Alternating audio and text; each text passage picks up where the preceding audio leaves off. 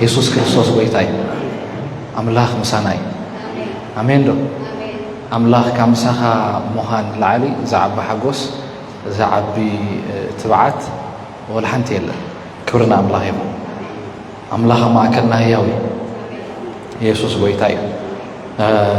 ሎም ዓንቲ ክጠቕመና ኢለ ዳሓሰብኮ ቃል እንታይ እዩ ብመንፈስ ምምልላስ ዝብል አሜን ዶ ብመንፈስ ምምልላስ ዝብል አርእስ ኣለዎ ማለት እዩ ክብርና አምላኽ ይኹን ብመንፈስ ምምልላስ ስለምንታይ ከምኡ ኢለ ዝርእስ ትምፅዮ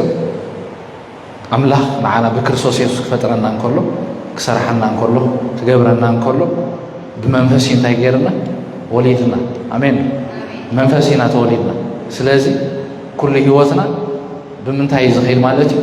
ብመንፈስ ኢና ንመላለስ ማለት እዩ እቲ ካብ አምላኽ ዝረኸብናዮ ጥበብ ኣብ ህይወትና ኣብ ነፍስና ኣብ ስጋና ኣብ ኩሉ ይገዝእ ካብ አምላኽ ዝረኸብናዮ ምርዳእ ካብ አምላኽ ዝረኸብናዮ ትምህርቲ ካብ አምላኽ ዝረኸብናዮ መንነት ኩሉ ኣብ ኩለንትናና እንታይ ዝገብር ማለት እዩ ዝገዝእ ማለት እዩ ብስጋ ይንመላለስ ኢና ማለት ኣይኮነን ግን ካብ መንፈሳዊ ዓለም ወይ ከዓ ካብቲ ብመንፈስ እንመላለሶ ምምልላስ ኢና እቲ ናትና እንታይነት ረኺብና ብሓቂ ክንመላለስ ንኽእል ማለት እዩ ኢየሱስ ጎይታ እዩ ስለዚ ኣብ መጽሓፍ ቅዱስ ኣብ መልእኽቲ ሮሜ 8 ምዕራፍ ዘሎ ካብ 5 ዘሎ ቁፅሪ ከንብቦ እየ ክሳዕ መወዳእታ ማለት እዩ ክብርና አምላኽ ይኹን እንታይ ይብለና ስጋውያን ዘበሉ ነቲ ናይ ስጋ እዮም ዝሓስቡ ሕጂ ፅቡቅ ጌርና ዝቓልካ እንዳስተውዓልናዮ ንኽእል ስጋውያን ዘበሉ ነቲ ናይ ስጋ እዮም ዝሓስቡ መንፈሳውያን ግና ነቲ ናይ መንፈስ እዮም ዝሓስቡ እቲ ሓሳብ ስጋ ምስ ኣምላኽ ፅልኢ ብምዃኑ ነቲ ሕጊ ኣምላኽ ኣይግዝኦን ኣይኮነሉን ድማ እዩ እሞ ስለዚ እቲ ሓሳብ ስጋ ሞት እዩ እቲ ሓሳብ መንፈስ ግና ህይወትን ሰላምን እዩ እቶም ብስጋ ዘለዉ ንኣምላኽ ከስምርዎ ኣይኮነሎምን እዩ ንስኻትኩም ግና መንፈስ ኣምላኽ ሓዲርኩም እንተ ኣልዩስ ብመንፈስ እምበር ብስጋ ኣይኮንኩምን ዘለኹም እቲ መንፈስ ክርስቶስ ዘይብሉ ሰብ ግና ንሱ ናቱ ኣይኮነን ክርስቶስ ኣባኻትኩም እንተ ኣልዩ ግና እቲ ስጋ ብስራሕ ኃጢአት ሞት እዩ እቲ መንፈስ ግና ሳላ ጽድቂ ህይወት እዩ ናይ እቲ ኢየሱስ ካብ ሞታት ዘተንሳ መንፈስ ኣባኻትኩም ሓዲሩ እንተ ኣልዩ ግና እቲ ንክርስቶስ ኢየሱስ ካብ ሞታት ዘተንሶ ንሱ ነቲ መዋት ስጋኹም በቲ ኣባኻትኩም ሓዲሩ ዘሎ መንፈሱ ገይሩ ህያው ክገብሮ እዩ እምበር ሸኽዋተይ ከም ስጋ እንተነበርኩ ክትሞቱ ኢኹም ነቲ ግብሪ ስጋ ብመንፈስ እንተቐተልኩምዎ ግና ብህይወት ክትነብሩ ኢኹም እሞ ከም ስጋ ክንነብር ነቲ ስጋ ሰብ ዕዳው ኣይኮንናን እንዳበለ ይቕፅል ማለት እዩ ክብርን ኣምላኽ ይኹን ክሳብ እዚኣ ኣኽለኒ ኣብዚ ሓሳብ እንድሕር ርኢና ብዛዕባ ስጋን መንፈስን ብጣዕሚ ብዙሕ ሓሳባት እዩ ዝዛረብ ዘሎ ብዙሕ ሓሳባት እዩ ኣብሲሱ ዘሎ እንታይ ኢልና ኣሎ ባይ ዲፎልት ስጋውያን ናይ ስጋ እዮም ዝሓስቡ ስጋውያን ናይ ስጋ እዮም ዝሓስቡ ምክንያቱ ከምኡ እዩ እቲ ፍጥረት እቲ ሕጊ ተፈጥሮ ከምኡ እዩ ስጋዊ እንድሕር ኮንካ ናይ ስጋ ኢኻ ትሓስብ እቶም ስጋውያን እንታይ እዮም ስጋውያን ዘበሉ እንታይ ኢልና ነቲ ናይ ስጋ እዮም ዝሓስቡ መንፈሳውያን ነቲ ናይ መንፈስ እዮም ዝሓስቡ ማለት እዩ ሕጂ ክልተ ዓይነት ሰባት ኣለውና ማለት እዩ ክልተ ዓይነት ሰባት ንግረና ኣሎ ስጋውያን ዝበሃሉ ኣለዉ እዞም ስጋውያን ነቲ ናይ ስጋ እዮም ዝሓስቡ መንፈሳውያን ዝበሃሉ ሰባት ካሉ እዞም መንፈሳውያን ከዓ ነቲ ናይ መንፈስ እዮም ዝሓስቡ ማለት እዩ ክብርና ኣምላኽ ይኹን እዞም ስጋውያን ናይ መንፈስ ክሓስቡ ይክእሉን እዮም ማለት እዩ እቶም መንፈሳውያን ከዓ ኣብ ስጋ ክመላለሱ ኣይክእሉን እዮም ኢየሱስ ጎይታ እዩ ምክንያቱ እቲ ሓሳብ ስጋ ምስ ኣምላኽ ኩሉ ግዜ እንታይ ዝገብር ጽሊ እዩ እቲ ሓሳብ ስጋ ጽሊ እዩ ጎይታ ምስ ረኸብና ሓድሽ ልደት ረኺብና ሓቂ መንፈስና እንታይ ኮይኑ ተወሊዱ ኣምላኽ ክሰርሐና እንከሎ ብቓል ገይሩ ይሰሪሐና ብቓሉ ገይሩ ይወሊድና ካብ ዘይጠፍእ ኣብ ቀዳማይ ጴጥሮስ 1:23 እንታይ ይብለና ብህያውን ዘለኣለም ዝነብርን ካብ ቃል ኣምላኽ ካብ ዘይጠፍእ ዘርኢ ኢኹም ዝተወለድኩም በል ከም ብሓድሽ ካብ ጠፋእ ዘርኢ ኣይኮንኩም ተወሊድኩም ይብለና ማለት እዩ ስለዚ ኣምላኽ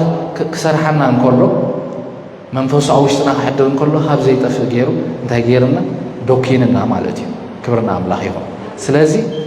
ሓደ ምንነት ኣለና ማለት እዩ እቲ تحتيلنا نحرينا نسخاتكم جنا يبلنا بقدر الشعات نسخاتكم جنا منفس أملاح حديركم أنت عليس بمنفس ده بسجا يكونكم نزل الله أمين بمنفس مثلا ملالس عبي زخونة أنت هيدا لنا مالتي حيلي عقمي بوتنشال لنا مالتي كبرنا أملاحي فهم سجاوين منفس كملالس يكون نحن عقل بمنفس كنملالس يو أملاح غيرنا بكريستوس فتيرنا كبرنا أملاحي يكون سلازي التسجا سلامتها بمنفس من ملاس لينا سلامتها بمنفس كنملالس يدلينا الحرينا تمنيت سجا قبر السجا زبهال نجار الله مالتي أبا أكلاتنا خوينو أنصارتي منفساوي حساب فقد أملاح أنصارتي منفس كل جزء زتسارر كل جزء زكاوة نتي حساب منفس زي فوت نتي حساب مستحساب أملاح كل جزء زكاج أو زتسارر نجار أبا أكلاتنا خوين زواجا تمنيت الله مالتي أما صحاب قدسنا سجان دابله زقولته حدا نزع أكلاتنا زع أكلاتنا ولا حنت حد يطلب بالي حكينا ندحر هذا كيسنا يدقس ندحر أبلئنا يبلع ندحر أبوعيزنا يخيد أبزبلنا لا أطلب تمالت نيوترالي مالتي زي أما تحبوا بسوما يبلو نتحدثها ساركس دولها تي أبز سجاو هينو زواجا تمنيت بستي حسب منفس زتسارر كل جزء زواجا نزخا سجاي يدبلو زجن ساركس يلوها يقول تمالتي كبرنا أملاح يكون سلازي كل جزء نحنا أبت حسب أملاح الله ينجرنا كيرا لنا مالتي منفس وين سلزخنا أملاح نهم سلسلحنا منفس كنا ملالس فقادوهن قبل حسابوهن وسد دمتوهن سمعوا كنزاربو كملسنا كم زغيري أملاح فتيرنا بكريستوس آمين سلازي منفس ممللاس يدلينا مالتي منفس كنا ملالس يدلينا مغنياتو تي قبر السقا عند حر زي قتيلنا انتهي تقبرنا قتلنا انتهي له أب اتنيسوس سوري تحسب سقات مس أملاح طلب مخان نتحق أملاح يجوزون يكون عندما يموت لذي تحسب سقا موتي تحسب منفسقنا هيوتن سلامن تحسب سقا كل جزء انت هيدفري موتي نموت يكون عند وصلك تحسب سقا موتي باي ديفول حسب سقا موتي مخنياتو كاب كريستوس دتفلي زبل حسب كله موتي هيوت يبلو سلازي أملاح بمنتهي غير فتيرنا بقالو غير فتيرنا قالوا انتهي يطفدي أي طفني مش أب قدامي بيتروس كخندريو هذا إسران سلسن قدامي بيتروس انتهي بلنا بهياون زلالم بزنبر كاب قال أملاح كاب زي طفق زر انبر كاب طفق زر أيكونكم كم بحدش تولدكم نحقنا تأززكم وقبزنا نزي بالله فقر حوات لنفسهم تايقبروا أطرين ونطوه لبي نحد حدكم بحق تفاور مسبالة دحر انتهي لنا كل سجا كم سعري كل هبرون كم عمبابا سعري تسعري نقص عمبابا وانتهيه يرقف قال اغزيابير غنا نزل عالم ينبر تتنقروا لكم قال بسرات ازي يسوس غويتاي سلازي نحنا بز قال زينا كريت كوينا تفطيرنا مالتي يسوس غويتاي علم تحلف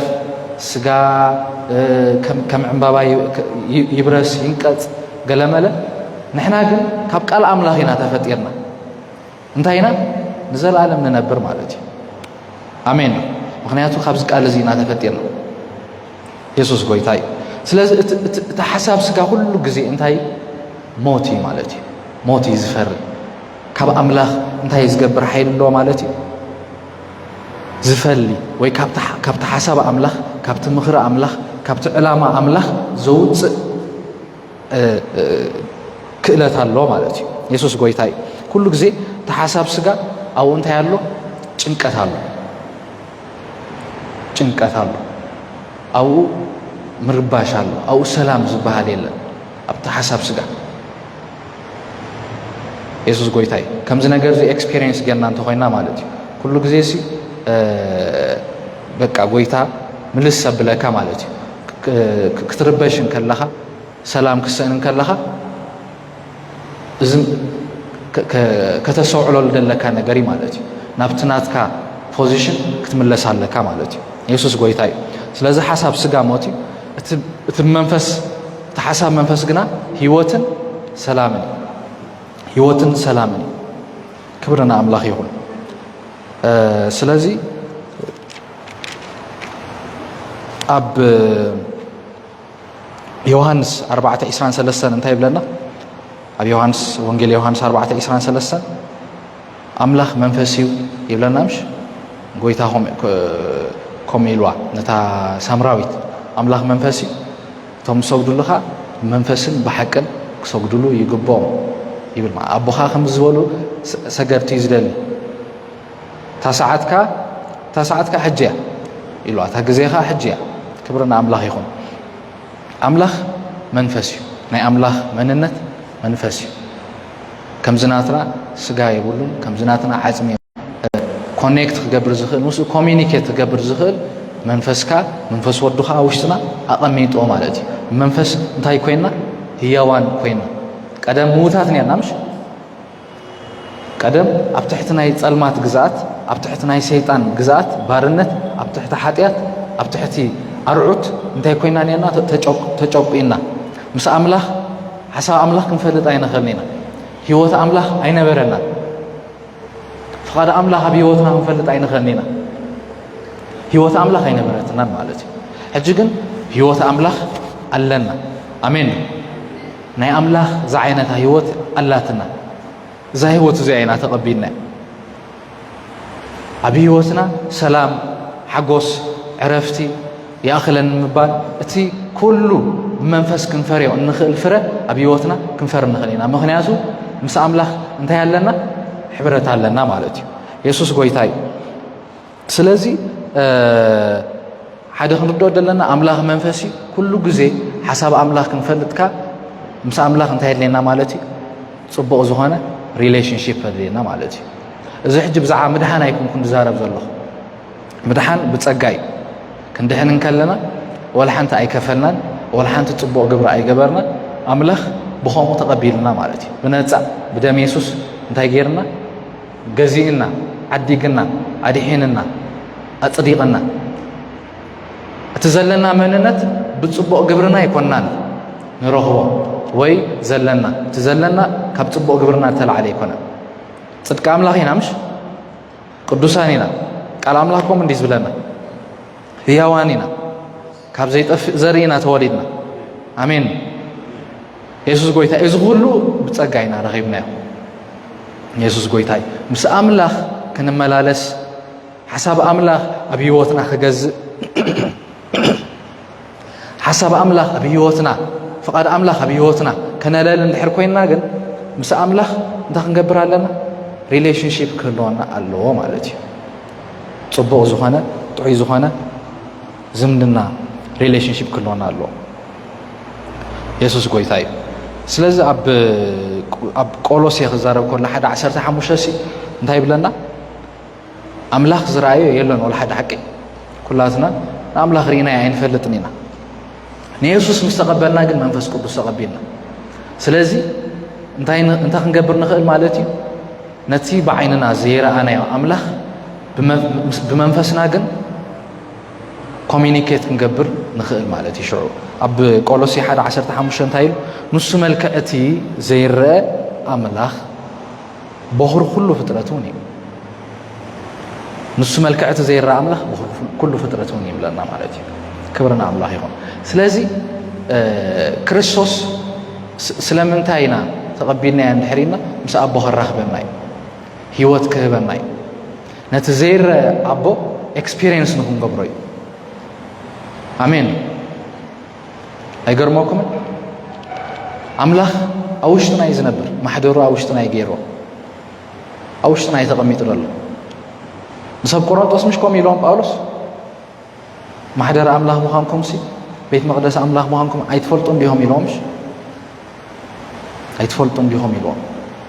أملاخ تسكيمنا إنا نقصاص أمين أملاخ وشتنا يزل روحو كينا يكوننا نرخبه وي عوينا تصويعنا يكوننا نزمت إذا أملاخ إذا وشتنا يزنبر إذا أملاخ إذا مسانا يزل كابتن فاسنا زقربة هياوي مالتي كبرنا أملاخ يخون يسوس قويتاي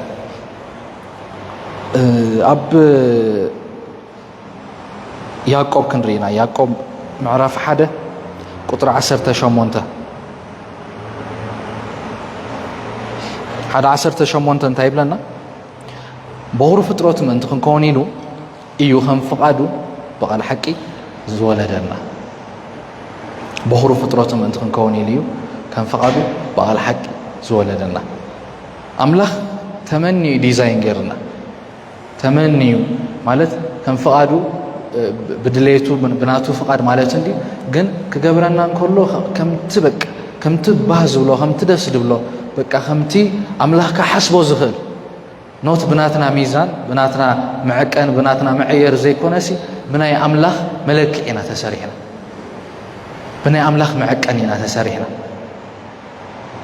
ብናይ አምላኽ ስታንዳርድና ተሰሪሕና ከገብረና እንኮሎ በቃለ ሐቂ ወሊድና ኢየሱስ ጎይታይ ስለዚህ بمنفس نخنملالس انتا يدلينا دحريدنا قال يدلينا مالتي قال املاخ يدلينا حدا بطعم اقداس ነገር قال املاخ ናይ እግዚአብሔር ቃል ኣብ ህይወትና بطعم ይዘልየና ማለት እዩ ክብርና አምላኽ ይሁን ኣብ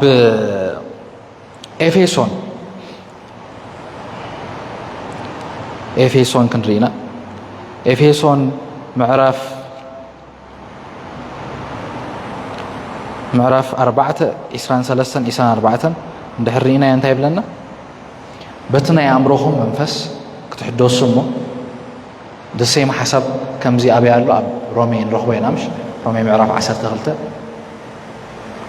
ምሕዳስ ሐሳብኩም እንታይ ግበሩ ተለወጡ ይብለና ኣብ ኤፌሶን ካንታ ይብለና በትና ያምሮኹም መንፈስ ክትሕደሱሞ እቲ ብናይ ሐቂ ጽድቅን ቅድስናን በመልክዕ አምላኽ ተፈጥረ ሓድሽ ሰብ እንታይ ግበሩ لباسو كبرنا أملاخ يكون دحار يقصلي سلازخ أني نحسوتني وبلو أكل حد حدينامو نفسه كمزمز أي حق تزارو من دابله يقصل مالتي جن نتي بحق صدقن بقدسنا ملك أملاخ تفترة حد سب كن لبسو ندحر كوينا انت يدلينا مالتي بنا يأمرونا منفس تخن قبر لنا كن حدث لنا محدث يدلينا مالتي እንታይ ማለት ሓደ መምህር እንታይሉ ነተማሃሮሲ ወይ ንኣመንቲ ክርስቲያናት ሓቂ ንኽትምህሮም ዘይኮነ ትደኸበደ ነገር ነቲ ቅድሚ ሕጂ ዝፈለጦ ሓሶት ንዑ ንኸተፍርሶ ንዑ ንኸተልክሶ ትደኸበደ ስራሕ እዩ ነዊሕ ዓመታት የሚሉ ትደኸበደ በቃ ትደኸበደ ዕዮሲ ንሱ ኢሉ ሓቂ ንኽትነግሮ ኣይኮነን ወይ ስለምንታይ حقي يشفننا نحقي ملو بملو دين بنزبون نحريلنا كلا يكون أنت قد محج ناي قد محج فلتاتنا نسي انتي تقبر كالو هينو مندق هينو نتي حق قال أبله انتي زقبرو ريجكت تقبرو دنت قوم علتي يسوس قويتاي سلازي أتي قد محجي سمهرنا زلنا فلتات زلنا ሃይማኖት ልምዲ ማለት እዩ ስርዓት ክርስትና ናይ rules and obligations ህይወት አይኮነን ስርዓትን ሕግን ተቀሚጥና በዝውጣ ናይ ኮም ይኮነን ክርስትና መንፈስ እንመላለሶ ካብ አምላኽ ነንጽባህ እናተቀበልና እንታይ እንገብሮ እንመላለሶ ህይወት እዩ እንተዘይ ተሐዲስና እቲ بملك أملاخ تفترة حدش سب انت خنقبر عين خلينا كن لبسين خلينا مالتي كن لبسين خلينا سلازي كل جزء حنسا أيقونة حنت جزء قال أيقونة ننتبه كل جزء انت يدلنا محدث يدلنا أمرنا محدث يدلنا مالتي سجانا نفسنا كل جزء انت on the process مالتي أمسرح يزلو كبرنا أملاخ يكون يسوس قويتاي داقما أبي إفيسون معراف شدشتا عسرت شوعات تايبل أبي إفيسون شدش عسرت شوعات كابتلا على الجميرة ولا هم بيه كاب عسرت 4 جميرة سلاز بتأكيد معالت مقوام أنت تقولوا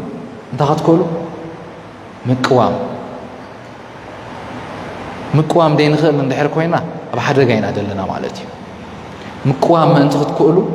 كله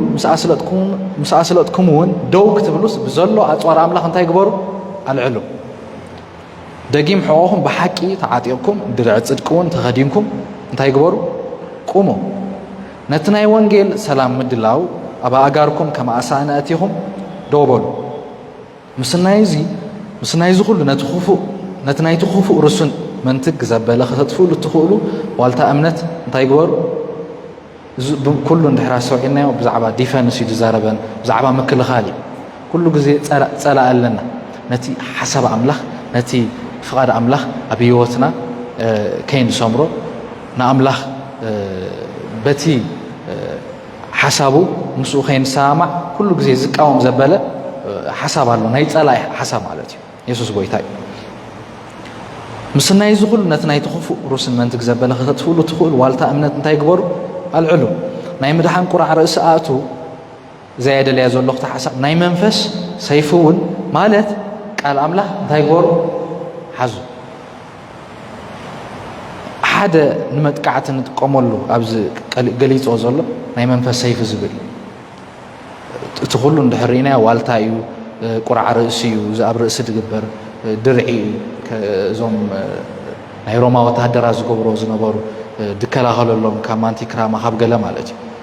سيفي جن أنت هي خات قبرن نسخة تتكعلو إنسترومنت مسارحي يسوس قويتاي ناي منفس سيفون مالت قال أملاخ تاي قبرو حزو قال أملاخ حزو يسوس قويتاي تزقرب نجر عبل علي قلسناس مسحل قناتن مسلطاناتن مسناي صلمات غزات عالم مس منافس كاين اب سماياتين بر مسغا እንደምን አይኮነን ይዝብለና ኢየሱስ ጎይታይ ብልክ مسغا እንደምን አይኮነን قلسنا مسحل قناتن مسلطاناتن حلقناتن سلطاناتن ግን በቲ اب سغانا ኮይኑ زعይ ትምኒት እሱ የምልጥቆም ስናቶም መሳሪሕ ኻኑሲ ስለዚህ በመንፈስ ከነመላለስ እንድሕር ጀሚርና እንታይ كل جزء مس حسب أملاخ الله ينقبر كبرنا أملاخ يخون مس حسب أملاخ نواهد نسمر مالتي نتحدث سب نتاين قبره نلبسه مالتي يسوس قويتاي سلزت على أي بوتا يقولنا بانا مالتي كبرنا أملاخ يخون نتقبر سكا برأسنا يكوننا نلقسه نحاتيات تمنيت رخصت عبدان كله فوق نقل بعلنا يكوننا كابيوتنا overcome نقبره أبيوتنا overcome نقبره انت هيدا بمنفس بملاسي مالتي بمنفس نملالس سمو تمني سغاها عين فتصم غلاتيا هم يلومش انا غنا بلوك مالو بمنفس ملالس سمو تمني سغاها اي كتفصم من يهم بلوك امين بمنفس اندحر تملاليسنا ابانا اذا تمني تزي بوتا يبلن مالتي كبرنا املاح يكون يسوس قويتاي سلازي قال أملاخ انتاي تقبرنا عند حريرنا قال أملاخ استي حقنيا أنا ويكات حقنيا نحنا يقلصنا يبرها الله مالتي اتنا حق نحنا اتنا حق بكريستوس زخنا بكريستوس زلنا مننت انتاي يقبر يبرها الله مالتي يسوس قويتاي أنا فيلمون ملأخت فيلمون أربعة دحري ناسي أتحويه لبتهم قدسات بآخا سلازق سنة بتفقرها بزو حقوسن هدات دخيبه يمو تنقويتانا يسوسن نقولهم قدسان زلواها فقرن امنة مسامعكم نتبي كريستوس أباخاتكم زلو خل سنة نقر النافلتك انتايلو نتي بكريستوس أباخاتكم زلو خل سنة نقر انتاين لاغا بركة يا يسوس قويتاي እትሰናይ ነገር ናትና መንነት ናትና ፖዚሽን ብምንታይና ንፈልጥ በቃል አምላኽ ኢና ንፈልጥ ቃል አምላኽ እንድሕር ደይብልና አምላኽ ብዛዕባና ዝበሎ እንድሕር ደይፈሊጥናዮ ኣዝዩ ከቢድ ይኾን ማለት እዩ እንታይ ዓይነት ሰባት ምዃንና ኣይንፈልጥን ኢና ሽዑ ኣብ ኮንፊዥን ኢና ንኣቱ ኣብ ኮንፊዥን ኢና ንኣቱ መንነትና ኣይንፈልጥን ኢና ፖዚሽንና ኣይንፈልጥን ኢና ኣብ ሰማይ ተቐሚጥኩም ኣለኹ እንዳበለካ ንስኻ በቃ ሓጢኣት ከም ድገዛእካ ሰይጣን ከም ድመለኸካ ኮይኑ ክስምዐካ እዩ ማለት እዩ ጭንቀት ክገዛእካ ከም ድኽእል ኩሉ ካብ ሞት ፍረ ሓጢኣት ደበለ ነገርሲ ኣብ ሂወትካ ክገዝእ ከም ድኽእል ገይሩ ሰይጣን እንተክገብረካ ማለት እዩ ከእምነካ ኮንቪንስ ክገብረካ ማለት እዩ ኢየሱስ ጎይታ እዩ ተሓቂ ግን ንሕና ኦቨርካመርስ ኢና ሰዓርቲ ኢና ትመንነትና ኮሚ ኣምላኽ ሰዓርቲ ገይሩ ይሰሪሕና ኣሜን ምክንያቱ ቃል ኣምላኽ ኩሉ ግዜ ህያውን መስለጥን እዩ ቃል ኣምላኽ ህያው እዩ ክብርና ኣምላኽ ይኹን ስለዚ ቃል ኣምላኽ እንታይ ድገብረና እንድሕሪና መንነትና ይደፍልጠና በቃ በክርስቶስ ጽድቂ ኣምላኽ ከም ዝኾንና ይፍልጠና ከም ዝተቐደስና ይፍልጠና ኣምላኽ ከም ዝቐደሰና ምፍላጥ ማለት ኖርማል ምፍላጥ ኣይኮንኩም ብለኩም ደሎ ናይ ብሓቂ ኣብ ህይወትና ዝኣቱ ፍልጠት ማለት እዩ ኣብ ዕብራውያን ሲ እንታይ ኢሉ እቲ ቃል ግን ምስኦም ሰማዕቱ ስለ ዘይሓበረሲ እንታይ ኣይገበሮምን እዩ ኣይጠቐሞምን ኢየሱስ ጎይታ እዩ ቃል ኣምላኽ ምንባብ ጥራይ ደይኮነኻ ሜዲቴሽንካ ብጣዕሚ ኣገዳሲ ነገር እዩ ብጣዕሚ ኣገዳሲ ምስትንታን ንቃል ኣምላኽ ካብ ምንባብ ቃል ኣምላኽ ንላዕሊ ኣገዳስነት ኣሎ ናይ ብሓቂ ቃል ኣምላኽ ሜዲቴት ክንገብር ከለና ሰማያት እዮም ዝኽፈቱ ብርሃን እዩ ዝልቀቕ ህይወት እዩ ዝውሕዝ ማለት እዩ ኢየሱስ ጎይታ እዩ ብምንታይ ብለኩማ ብሜዲቴሽን ነቲ ቃል እንታ ክትገብሮ ከለኻ ለይትን መዓልትን ከተስተንትኖ ከለኻ ነቲ ቃል ክትሓስቦ ከለኻ ነቲ ቃል ከተሰላስሎ ከለኻ ብዛዕባ ዘርኢ ጎይታ ተዛሪቡ ነይሩሽ ብዛዕባ ዘርኢ ገሊኡ ኣብ ጥቓ መገዲ ዝወድቕ ሓመድ የብሉን ሱር የብሉን ይዕዋህ መፅአ እንታይ ገብሮ ኢሉ እቲ ሓደ ኣብ ከውሒ ዝወድቕ ቀልጢፉ እዩ ዝበቁል ግን ሱር የብሉን ከዓ ንሱ ፀሓይ ምስ ወፀት ይጠፍእ ማለት እዩ እቲ ሓደ እሾኽ ይወድቕ ምስቲ እሾኽ ዓበቲ እሾኽ ከዓ ይሃንቆ ኢልና እቲ ሓደ ግን ኣብ ፅቡቕ መሬት ይወድቕ ኢየሱስ ጎይታ እዩ እቲ ሚእቲ ድፈሪ ኮይኑ ዝርዳእኒ ናይ ብሓቂ ሜዲቴሽን ድተረድኦ ማለት እዩ ድተረድኦ ተምሃራይ ሜዲቴት ድገብር ማለት እዩ ደይ ኤንድ ናይት ቃል ኣምላኽ ደሰላስል ንቃል ኣምላኽ ዘስተንትን ማለት እዩ ኣብ ኢያሱ ደስ ዝብለካ ነገር ምስ ኢያሱ እኮ ይወፅእ ነይሩ እግዚኣብሔር ግን ካብቲ ነቲ ቃል ሕግሲ ለይትን መዓልቲ እንታይ ግበሮ ኢሎ ኣሰንትኖ ኢሎ ኢየሱስ ጎይታ እዩ ምክንያቱ ኢያሱ ነቲ ቃል ደይ ኤንድ ናይት እንድሕር ደየሰላሲሎ እንድሕር ደየሰንቲኖ ንኣምላኽ እንታይ ክገብሮ እዩ ሊሚት ክገብሮ እዩ ክድርቶ እዩ ኣምላኽ እኮ ሓያል ኣምላኽ እዩ ሓቀይ እንደ ጎይታ ሰራዊት እዩ ተዋጋ ኣምላኽ እዩ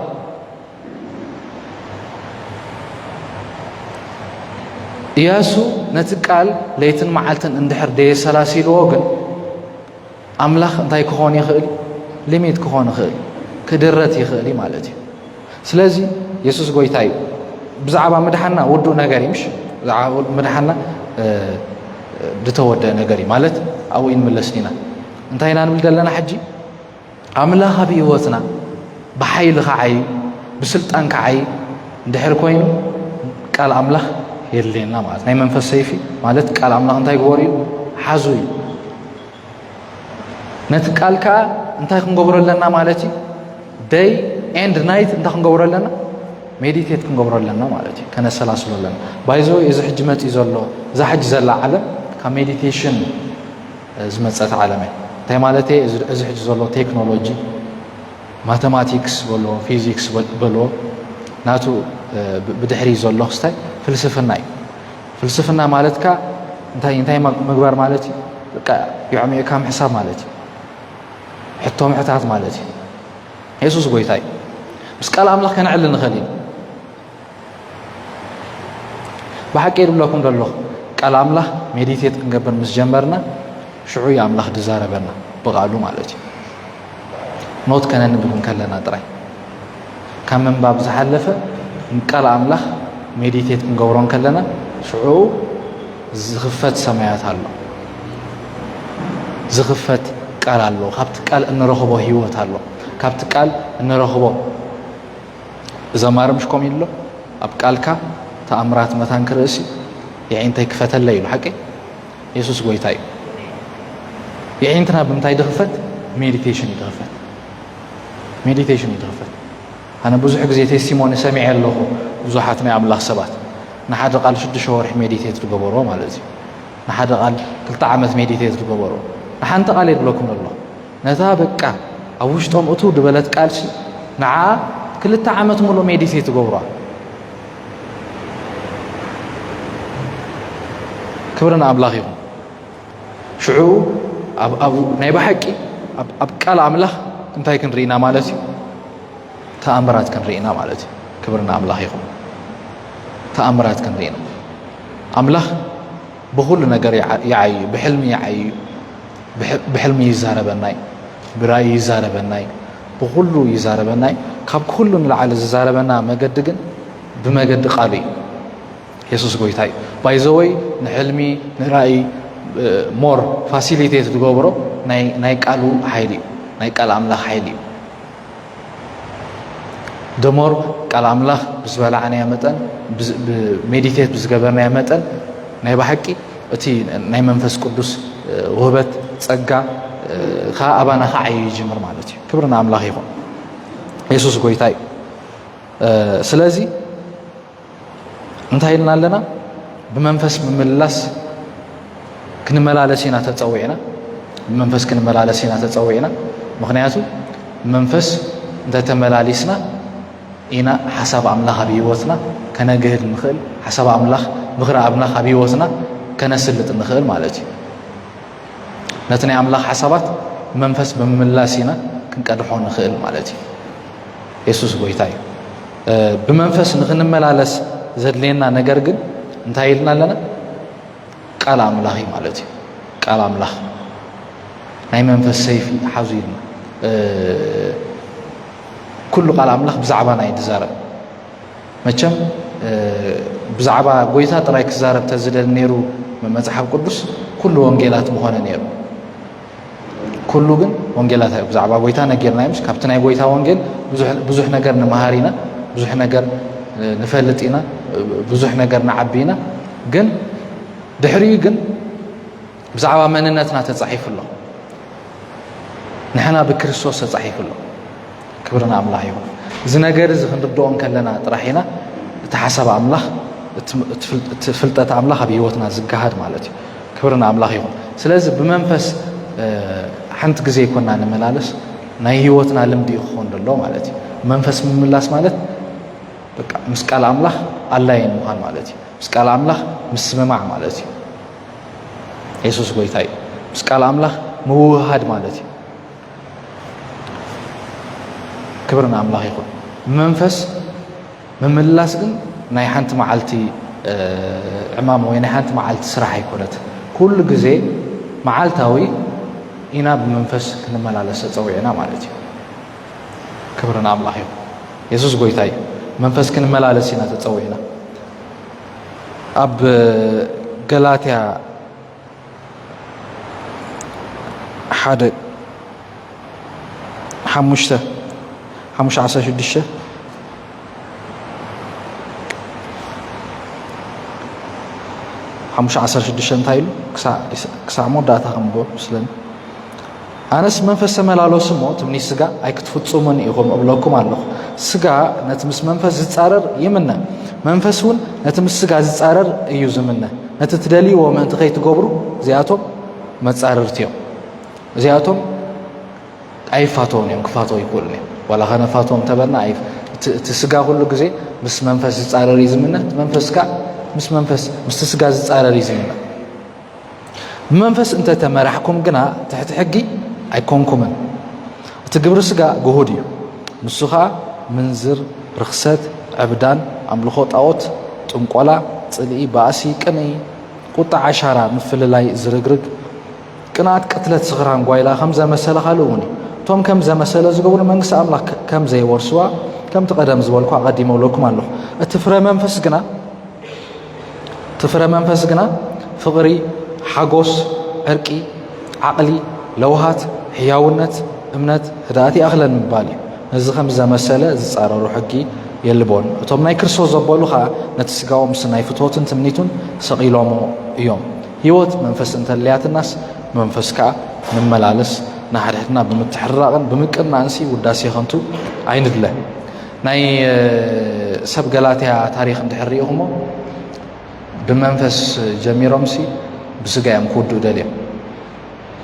ክርስቶስ ኣብ ኣዒንቶም ክሳዕ ከም ስቁል ኮይኑ ዝሰኣል ጳውሎስ እንታይ ገይሮም ምሂሮም ኣረዲኦም ከይዱ ድሓር ጳውሎስ ምስ ከደ ካልኦት መምሃራን መፅኦም ካብቲ ሓቀኛ መገዲ ዘውፅኦ ማለት እዩ እወ ንየሱስ ፅቡቕ ተቐቢልኩም ኣለኹም ኣብ ርእሲኡ ግና ክትውስኹ ኣለኩም ክትግዘሩ ኣለኩም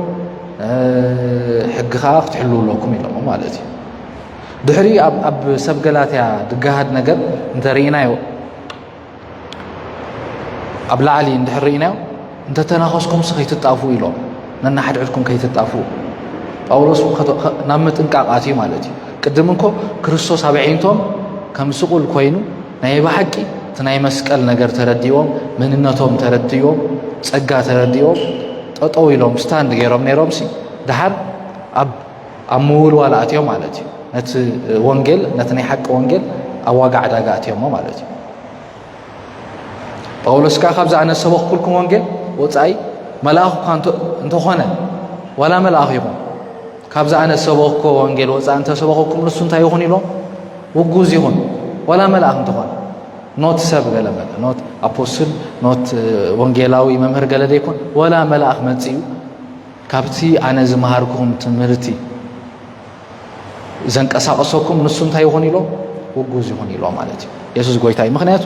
ካብ ክርስቶስ ክትወድቕ ከለኻ ኩሉ ግዜ ኣባኻ ዝረአ ኣባኻ ዝገሃድ ነገር ኣሎ ማለት እዩ ሽዑ ሻራ ይድኾ ሽዑ ባእሲ ሽዑ ዕግርግር ሽዑ ምንኻስ ንሓድሕድካ ክሳዕ ትጣፋ ማለት ንሓድሕድኩም ከይትጣፉ ኢሎም ጳውሎስ ተጠንቅቆ ማለት እዩ የሱስ ጎይታ እዩ ስለዚ መንፈስ ክንመላለስ ከለና ግና እዚ ፍረዚ ኣባና ክንፈር ንጅምር ማለት እዩ ኩለንትናና ይቕየር ሓሳብ ኣምላኽ ጥራይ ኣይኮንና ናብ ህይወትና ንፈልጥ ወይ ፍቃድ ኣምላኽ ጥራይ ኣይኮንና ናብ ህይወትና ኤክስፒሪየንስ ክንገብር ንጅምር ሽዑ ናትና ካራክተር እንታይ ክኾን ይጅምር ክልወጥ ይጅምር ባህርያትና ክቕየር ይጅምር ለዋሃት ክንከውን ንጅምር ማለት እዩ ንሕዋትና እነፍቅር ንሕዋትና እንልውህ ንሕዋትና እንድንግፅ እንህብ እነፀጉ ከምዚ ዓይነት ባህሪ ከምዚ ዓይነት ነገር ክንለብስ ንጅምር ማለት እዩ ክብርና ኣምላኽ ይኹን ስለዚ እቲ ኣልቲሜትሊ ዝተፀዋዕናሉ መገዲ እንታይ እዩ መንፈስ ክንመላለስ እዩ ማለት እዩ መንፈስ ክንመላለስ እዩ ኣመንቲ ኮይና ስጋዋይን ክንከውን ይከኣል ስለ ዝተፃሓፈ ማለት እዩ ጳውሎስ ሰብ ቆሮንጦስ እንታይ ኢሎ ከም ንስጋዋይን እምበር ከም መንፈሳውያን ክዛረበኩም ኣይኮነለይን ኢሎምሽ ያ ብጣዕሚ ካብ ማቹሪቲ ሲ ብጣዕሚ ጎዲሎም ነይሮም ብጣዕሚ ኣዝዮም ጎዲሎም ነይሮም ማለት እዩ ኣመንቲ ኮይና ክርስቲያናት ኮይና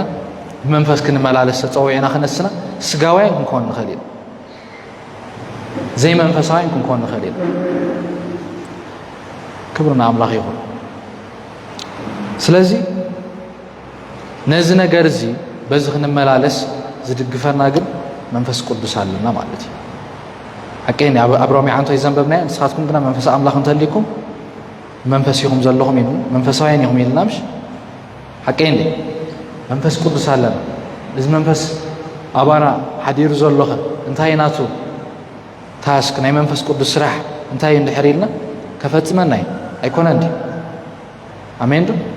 زفتس منفس قدسنا تقبلنا دلنا مالتي إذا منفس كسعمو داتا انتخ قبرناي كتصنع عنايو يسوس قويتاي ناتنا ديتي انتاي تراحي مالتي قالوا مبلع قالوا محز ناي منفس سيفي محز نقالوها ليت المعالت انتاي مقبار مالتي ميديتيت مقبار يسوس قويتاي ميديتيت مقبار مالتي بايزوي موت زبلو أب رومي موتي لو يقلت إمش تحسب سجاجنا موتي من البات سجاوا حسب كم قتل ليك بلنا يخلي مالت موت هيكون نبل سجاوا موت هيكون دزارب زلوا جن كاب أملاخ ديكون فري أبي هو تكفري دفر مالتي يسوع قويتاي منفس قدوس جن كاب أملاخ دهون فر أبي هو تنا نخم فري انتهي مسانا الله وشتنا الله مالتي منفس قدوس أوشتنا مسانا هياوي كبرنا أملاهي يسوع كريستوس قويتاي أنا لو ما أنت حسابي زي عنيرة بحدو هنا تصلينا